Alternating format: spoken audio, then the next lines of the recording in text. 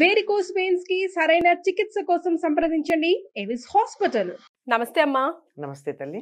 రథసప్తమి వచ్చేస్తోంది. అవునమ్మా. సో ఈ రథసప్తమి రోజు మనం ఏం చేయాలి? సూర్యుడు సూర్యుడు ఆరోగ్యాన్ని ఇస్తాడు కదా. మనం ఆ రోజు సంవత్సరం అంతా సరిపోయేలా ఆరోగ్యాన్ని, విటమిన్ డిని మనం పెట్టుకోవాలంటే ఎలా సద్వినియోగం చేసుకోవాలి? ఆరోగ్యం భాస్కరాది చేత అన్నారు. ఆరోగ్యం సూర్యుడి వల్లే వస్తుందమ్మా. ఎందుకంటే ఎండలో ఉన్నట్టయితే మీరు అన్నట్టు విటమిన్ డి రావడమే కాదు, సూక్ష్మ క్రిములు చనిపోవడమే కాదు, ఎటువంటి వ్యాధి సంబంధించిన లక్షణాలు ఉన్నా పోతాయి.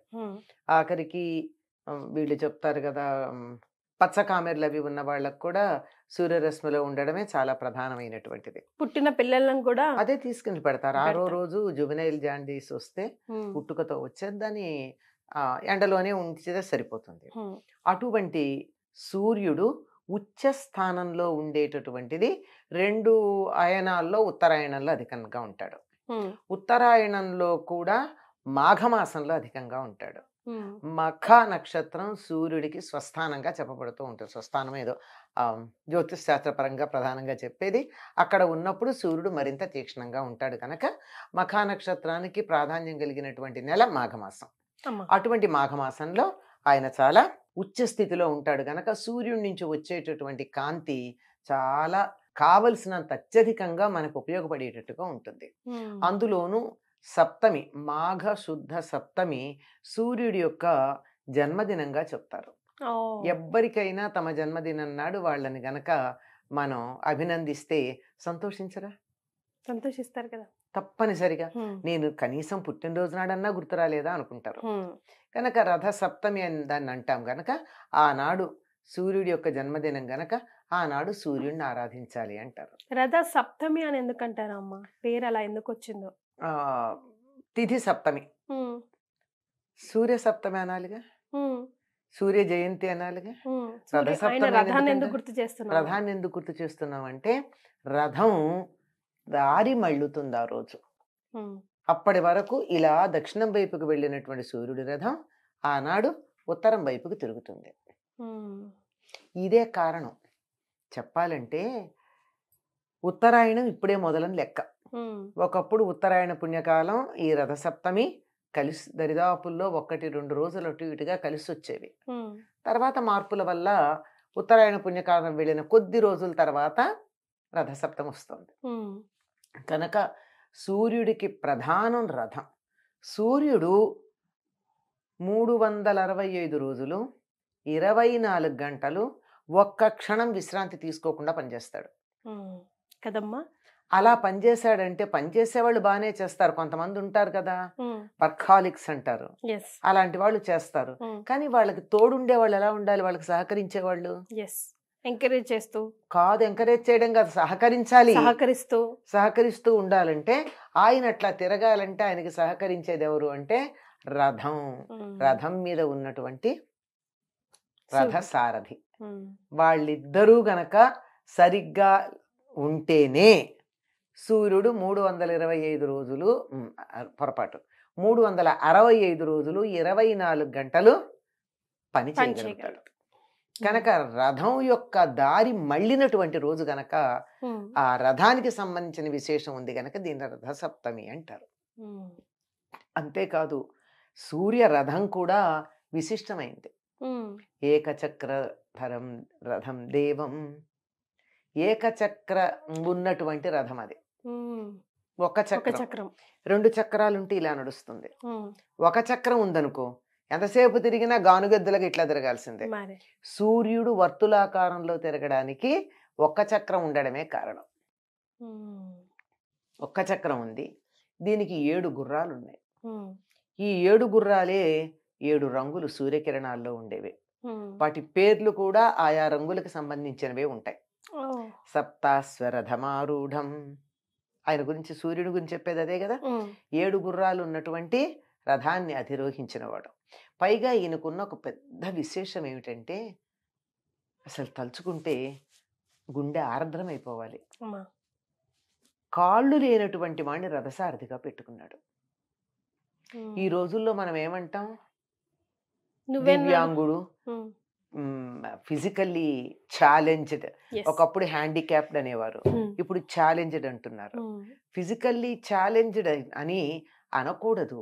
ప్రతి వాళ్ళకి కూడా ఒక అవయవంలో ఏదైనా లోపం ఉంటే సమ్ టోటల్ ఉండేటటువంటి ఎనర్జీ ఇంకో చోట పనిచేస్తుంది. లోప దీర్ఘత అంటారు తెలుగులో, కాంపెన్సేటరీ లెంగ్దెనింగ్ అంటారు ఆంగ్లంలో. ఇక్కడ ఈయనకి కాళ్ళు లేవు గనక ఆ కాళ్ళకు ఉండాల్సిన శక్తి ఎక్కడ ఉండాలి? చేతులకు ఉంది. అది గుర్తించి తన రథానికి సారథిగా పెట్టుకున్నాడు. ఎంత విశేషమమ్మా! సూర్యుడు రథానికి ఉంది విశేషం. అందుకని సూర్యుడితో పాటు ఆయన పేరు చెప్పాలంటే సూర్యుడు అని చెప్పడానికి ముందుగా రథాన్ని గురించి చెప్తారు. ఆ రథం ఎంత విశేషమో! ఒక్క చక్రం ఉంది, 7 గుర్రాలు ఉన్నాయి. 7 గుర్రాలు 7 రంగుల్లో ఉండి వేగంగా వెడుతూ ఉంటే ఒకే రంగుగా కనపడతాయి, ఏ రంగు లేకుండా కనపడతాయి. తెలుపు కూడా కాదు, అసలు రంగు లేదు. ఇప్పుడు స్ఫటికానికి ఏ రంగు ఉందని చెప్తాం?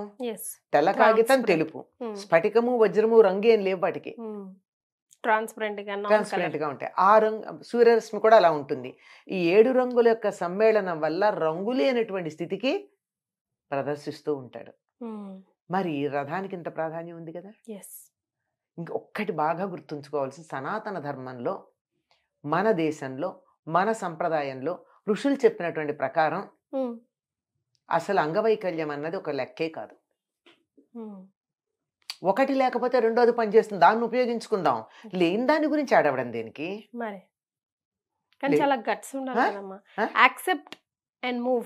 అది ఇప్పుడు ఈ మధ్యలో వచ్చింది, పూర్వకాలం లేదు మనకి. ఏదున్నా ధృతరాష్ట్రుడు కళ్ళు లేవు, ఏమన్నా బాధపడ్డారా? ఏం లేదు, దేనికి లేదు. ఒకటి లేకపోతే ఒకటి ఉంది కదా. బుద్ధి లేకపోతే బాధపడాలి గాని ఇంకేం లేకపోయినా బాధపడక్కర్లా కదా.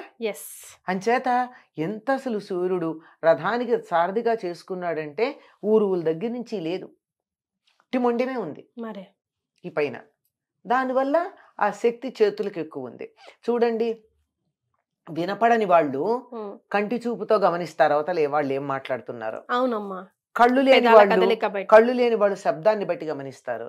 అట్లాగే కాళ్ళు లేని వాళ్ళు చేతులకు బలంగా ఉంటాయి, దాన్ని ఉపయోగించుకున్నారు. ఇది సూర్యుడు రథానికి ఉన్నటువంటి విశిష్టత. అటువంటి రథాన్ని అధిరోహించి చక్కగా ఒక్క క్షణం కూడా విశ్రాంతి లేకుండా, ఒక్క క్షణం కూడా ఆలస్యం అనేది లేకుండా, తొందరపాటు అన్నది లేకుండా, ఎప్పుడు ఎక్కడ ఉండాలో అక్కడ అప్పుడు ఆ సమయానికి చేర్చేస్తాడు. కనపడుతూ లోకానికంతా మేలు చేస్తూ అందరికీ సహాయం చేసేటటువంటి వాడు సూర్యుడు. అటువంటి సూర్యుడి నుండే సమస్తమైన శక్తి ఉద్భవిస్తోంది. సౌరశక్తి అని కదా ఇప్పుడు వాళ్ళు చెప్తూ ఉన్నారు. మనం ఆహారం తింటున్నామంటే చెట్ల నుండి ఆహారం వస్తుంది. చెట్లకు ఆ శక్తి ఎక్కడొచ్చింది? పత్రహరితం తయారు చేసుకోవడం వల్ల. పత్రహరితం ఎలా వచ్చింది? సూర్యకాంతి వల్ల. మళ్ళీ అక్కడికే వచ్చాం. తినే ఆహారం కానీ, మనకు ఉండేటటువంటి మంచినీళ్లు కావాలంటే సూర్యుడే గతి. ఎట్లా? బురద నీళ్ళని, సముద్రంలో ఉన్న ఉప్పు నీళ్ళని వేసవి కాలంలో ఆవిరి చేసి తీసుకుని వెళ్ళి స్వచ్ఛమైన నీళ్లు మాత్రమే మనకి వర్షాకాలంలో ఇస్తాడు. నీళ్లు కావాలంటే సూర్యుడు ఆధారం, ఆహారం కావాలంటే సూర్యుడు ఆధారం, శక్తి కావాలంటే సూర్యుడు ఆధారం. ఇంకేదైనా చెప్పండి, ఊరికే 3 ఉదాహరణలు చెప్పాను నేను. కనుక అటువంటి సూర్యుడు ఇలాంటి కుంటి రథం, కాళ్ళు లేని సారథిని పెట్టుకుని ఒక్క క్షణం కూడా తాను చెయ్యవలసినటువంటి పనిలో అటు ఇటు తేడా రాకుండా చేస్తున్నాడంటే ఆయనకి మించిన డిసిప్లినరీని ఎవరున్నారు? అంతకు మించిన పంక్చువల్ ఎవరున్నారు? కనుక సూర్యుడిని ఆరాధిస్తే ఇటువంటి వాటిల్లో కొన్ని మనకొచ్చి తద్వారా ఆరోగ్యం వస్తుంది.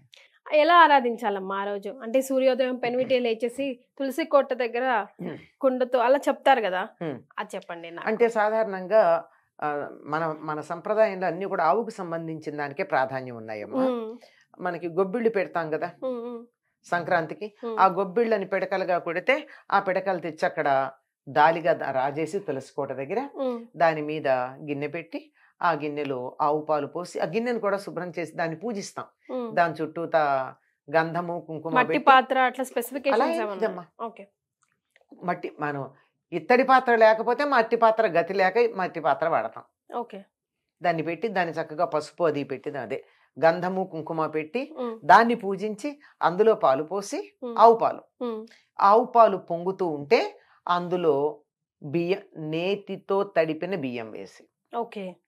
అంటే బియ్యం మనకు ఈ రోజుల్లో మార్కెట్లోంచి తెచ్చుకుంటే కడగాల్సి ఉంటాం తప్పదు. ఎస్. కడిగిన తర్వాత అయినా సరే దాన్ని నేతితో ఇట్లా అని అలా నేతితో ఆ బియ్యాన్ని అందులో వేసి, అంటే పాలు పొంగాక వేయాలి, ఉమ్, వేసి బాగా ఉడికిన తర్వాత అందులో బెల్లం వేసి సూర్యుడికి నైవేద్యం చేయాలి.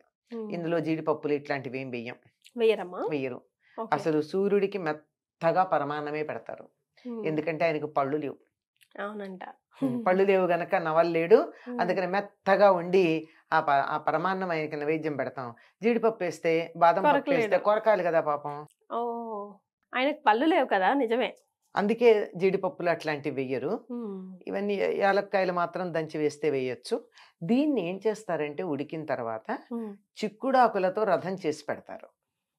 చిక్కుడు ఆకులతో. చిక్కుడు కాయలు ఉమ్, చిక్కుడుకాయలు అంటే 2 చిక్కుడుకాయలు తీసుకుని ఉమ్, ఇటు ఇటు పుల్లలు గుచ్చితే ఉమ్, ఒకటి అవుతాయి. అట్లాంటివి 7 తయారు చేసి ఒకదాని మీద ఒకటి పెడతారు. అన్ని 7 సంఖ్య కదా ఉమ్, సూర్యుడికి సంబంధం. సప్తమి నాడు అమ్మా. 7 గుర్రాలు, ఉమ్, ఇవన్నీ కూడా ఉమ్, 7 సంఖ్య ఆయనకి ప్రధానం. ఆ గుర్రానికి కూడా 7 ఒకదాని మీద ఒకటి పెట్టి దాని మీద చిక్కుడాకులు పెట్టి ఈ పరమాన్నం చిక్కుడాకుల్లో పెట్టి నైవేద్యం పెడతారు.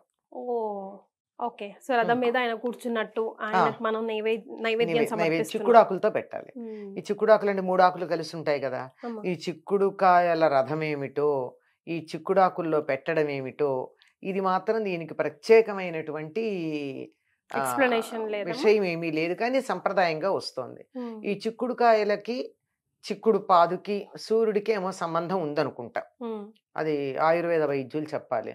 ఈనాడు ఇంకోటి ఏం చేస్తారంటే తెల్లవారుజామున స్నానం చేసేటప్పుడు జిల్లేడాకులు రేగిపళ్ళు తల మీద పెట్టుకుని స్నానం చేస్తారు. శరీరంలో 7 భాగాల్లో తల, భుజాలు, పొట్ట, వీపు ఇలా 7 ప్రదేశాల్లో జిల్లేడాకు మీద ఒక రేగిపండు. ఉమ్, ఈ జిల్లేడు రేగి కూడా సూర్య సంబంధమైనవి. ఉమ్, జిల్లేడికి అర్కమని పేరు. అమ్మా. ఆ అదే అంటే సూర్యశక్తిని నేరుగా గ్రహించగలిగింది జిల్లేడు. అదే మనం భోగి పళ్ళు కూడా అందుకే పోసుకుంటాం కదా. భోగి పళ్ళల్లో కూడా రేగిపళ్ళు. ఉండేది సూర్యశక్తిని గ్రహిస్తాయి గనక అవి ఉమ్, పెట్టి స్నానం చేస్తారు. ఈ రోజు ఎందుకో మరి ఈ చిక్కుడుకాయల రథము చిక్కుడాకుల నైవేద్యం పెట్టడం ఉంది. ఇంకొకటి ఏం చేస్తారంటే ఈనాడు దేంతో తరిగిన కూర తినరు, కత్తి వాడరు. ఓహో. దానికి కూడా కారణం లేదు, తెలియదు. ఉమ్, ఆ రోజు చిక్కుడుకాయలు అయితే గోరుతో ఒలిచి తీసుకుంటారు కదా. ఈ ఉమ్, రోజు తప్పనిసరిగా చిక్కుడుకాయ కూర తినాలి గనక కత్తితో తరిగింది తినకూడదని చెప్పారని నేను అనుకుంటున్నా. ఓకే. కానీ చిక్కుడుకాయ తింటారు. ఈ ఉమ్, చిక్కుడికి సూర్యుడికి ఎక్కడో ఏదో సంబంధం ఉన్నట్టే కనపడుతూ ఉంటుంది. ఉమ్, ఇవి ఆ రథసప్తమి నాడు చేసేది. పైగా సూర్యుడికి ఎరుపు రంగు చాలా ఇష్టం గనక ఉమ్, ఎర్రని పూలు, తర్వాత ఎర్రచందనం వాడతారు. ఉమ్, మనం మామూలుగా దేవుడికి ఏం వాడతాం, మామూలు హరిచందనం వాడతాం, ఉమ్, పచ్చగా ఉండేది. ఉమ్. కానీ సూర్యుడికి మాత్రం ఎర్రచందనం వాడతారు. ఆయనకి రెడ్ ఇష్టమని. ఆ. ఓకే. ఆయన చందనం కూడా ఎర్రచందనం వేడి కదా, ఉమ్, అది అది ఇలా. చేస్తారు. సాధారణంగా ఇలా చేసుకుంటారమ్మా. తెలుగు వాళ్ళు చేసుకునే పద్ధతి ఇది. ఒక్కొక్క ప్రాంతం వాళ్ళు ఒక్కొక్క రకంగా చేసుకుంటారు. రైట్. సో ఇదన్నమాట రథ సప్తమి విశేషాలు. ఇలా గనక చేసుకున్నట్టయితే చాలా ఆరోగ్యకరంగా ఉంటుంది అని చెప్తారు, ఆరోగ్యప్రదంగా ఉంటుందని చెప్తారు. చాలా సంతోషం అమ్మా, ధన్యవాదాలు. నమస్తే.